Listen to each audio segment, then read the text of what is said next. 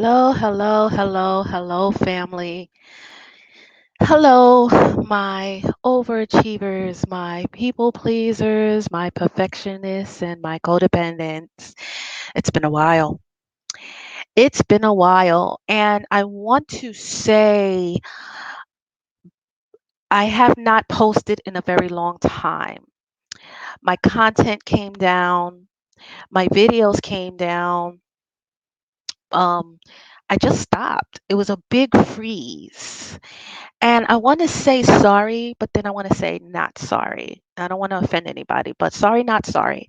Sorry because when people get used to the consistency and you see things starting to grow, you feel a little bit you feel empowered, but not only do you feel empowered, you feel obligated to give people a piece of yourself every single day, right?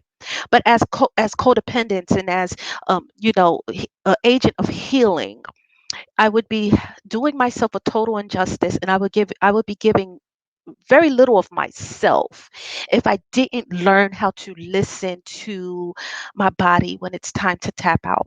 And I had to. And that's where the not sorry came in, right? I mean, am I no different than the hibernation of a bear? Am I no different than the flower that withers away in the winter and gets reborn in the spring? Right? There has to be at some point in everybody's life where you have to listen to your body when it says enough. Right? And certainly, I want people to get used to seeing my face. I want people to know that I'm here. I want people to know that I'm passionate about the healing of codependency and the awareness of it thereof. But I also want to implore people to do just as I did when it comes to tapping out, right, when things become overwhelming. And why is that essential for people like us, right? The overachievers, the people pleasers, the perfectionists, and the codependents? Is because we tap too far in. We give too much of ourselves oftentimes that we don't acknowledge our own needs, really, sometimes ever. We don't stop and say, I'm tired. Like I need me time. Like I can't do another of anything else, right? Not a second, not a moment, not a minute out, not an hour. And then not only do we become overwhelmed, then we become disappointed in other people because nobody sees our strain and our struggle, and nobody sees how far in we go into these things. And look, nobody looks to us and say, you need a nap. You need an ever loving nap, honey. You need to turn off your lights and light a candle, and you need to go to bed early, and you need not to turn on that computer unless it's related to your job. You totally need to not move move your mind every single second of the day. We give so much, people. We give entirely too much that we sacrifice ourselves. And I think of course all of you know that. I really don't have to tell you that. But what I really would implore you all to do is to listen to that moment when it comes and say, bye bye everybody, I'll be back. I'm going night night now. I'm going night night now, right? Let's start to speak to our inner children, and when it's crying for a nap, to take it. And if that nap does not just mean an hour or a night or day, it may need a month. It may need to not to I'm speaking this metaphorically, not to sleep for a month, right? But to do absolutely nothing. Right? If it means getting back to the core of who you are, so you can get that second wind and come back, right? And why is this essential? Because when you think about our spirit, right? Let's think of our spirit in means of a home, right? Let's think of our homes, right? Because this is where we take those naps. This is where we replenish the soul. We replenish the soul in our home, and that's the topic of the story for today. Our spirit homes, our spirit houses, right? But let's think about a house essentially for what it is, a real house. It's your place of peace, right? It's a place where you, as soon as you turn the key in from the world around you and you open that front door, you're stripping off your sneakers and your socks and your shirts and your pants, and you're letting your hair down and you're throwing off your hats. And some of us women, we're throwing off our wigs, right? Or we're unraveling our scarves, or we're letting down our ponytails, and we're slipping into some cozy slippers and some really squishy, beautiful, soft, fluffy pajamas, and we're switching on a television set, or we're baking our favorite cakes. Presumably it's supposed to be our place of peace. It's our place of sanctuary. It's where we find our biggest safety. And for some of us, codependents, people pleasers, overachievers, and perfectionists, we put a lot into our homes, because when we were younger, and due to our conditioning, and because of abandonment issues or abuse or whatever, when we get older and we're still little grown children, we want to make sure our we do have that safety net, right? So our homes is essential to us. A lot of us make sure that we have a home, right? A place of peace. And the spirit is no different. The spirit needs a place of peace. In capsized within our psyche, it needs a place sometimes to run off to, right? To have that moment, to have that nap, to have that rethought process, that reassurance process, to get back to the core of who we are, right? Those thoughts, we should not struggle. We should not struggle with our thoughts. And you know what? We do. We struggle with our thoughts in a way, right? Where part of our psyche, it really embellishes of who we are. And we think really long and hard of who we are, right? And that's really because our spirit home is being interrupted. Our spirit home is being broken into. Intruders are coming into our home. There's family out there. There's friends out there. There's people out there who we may have invited or we may not. They enter our place of peace, right? And then they chase us around. And some of us have these dreams like this. Some of us go to bed at night and we have dreams of intruders chasing us through our home. That's part of the psyche, right?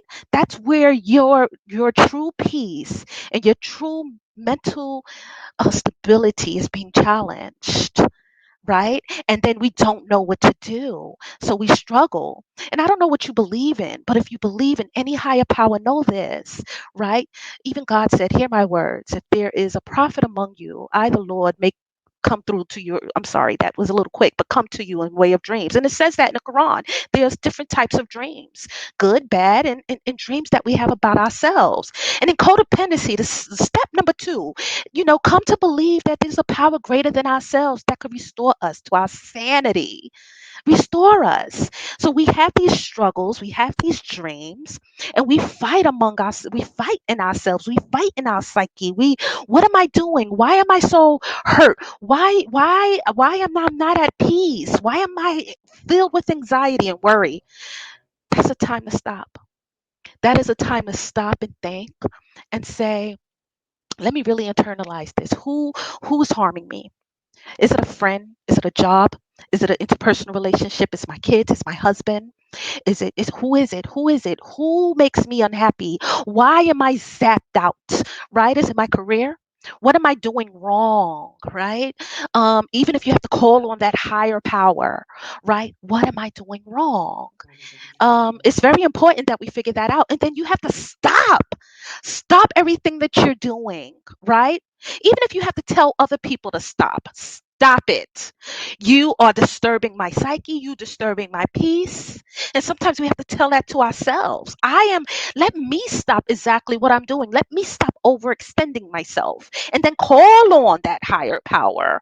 I don't know what that higher power is for you. I wouldn't be the one inclined to tell you, but there is something. something. There is something that, beyond yourself that exists, right? That can bring you that peace, right? That you can call on to and say, listen, I throw this at your feet. This is a place of struggle for me. I'm going to lay this down before you and I'm going to walk away from it, right? And then give thanks to it, right? I don't care if you believe in nothing else at all. Throw your arms up into the air and thank the universe for this opportunity of learning, right? This opportunity of learning because I can do this and then get back to nature. Get back to a place of happiness. What makes you happy? Put your feet to the soil, your feet to the sand. I don't care what it is, and then restore different type of relationships that don't cause you to struggle psychologically. Get to those friendships. There's someone out there who knows you, who gets you, who would run through the wilderness through you. And children, get back to your family. Get back to the ones who really love you unconditionally. Like, I love you, mom. I love you, dad. I just want to hug you. And then find things that bring you joy. I don't care how little it is.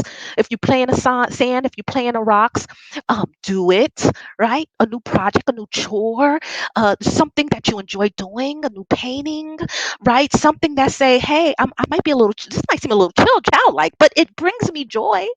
It brings me joy, and I'm gonna do it. You know.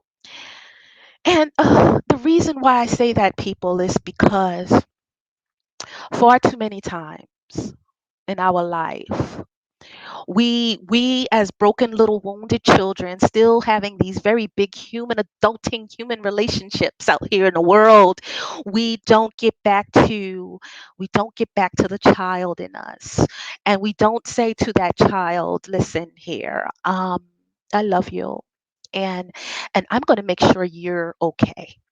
Okay, I'm going to make sure you have a place, not only a place of peace as far as a home, but a safe home in the psyche, a safe home where I'm going to protect you at all costs. No longer am I going to overextend myself into sacrifice for another person. No longer am I going to overwork you on this job, over give to you to this person. At the expense of your feelings and your pain, still continue to allow a person to hurt us. I'm no longer going to do that to you. This is very, very important, people, in this time, in this world where things get uglier and uglier. Codependents, people pleasers, overachievers, and perfectionists, we criticize ourselves far too much anyway, right? Don't be afraid to give yourself that, to give yourself that okay. Okay, it's okay. It's okay. It is okay. I'm going to shut down everything and I'm going to love on me. I'm going to love on me. It's okay. Love on you, people.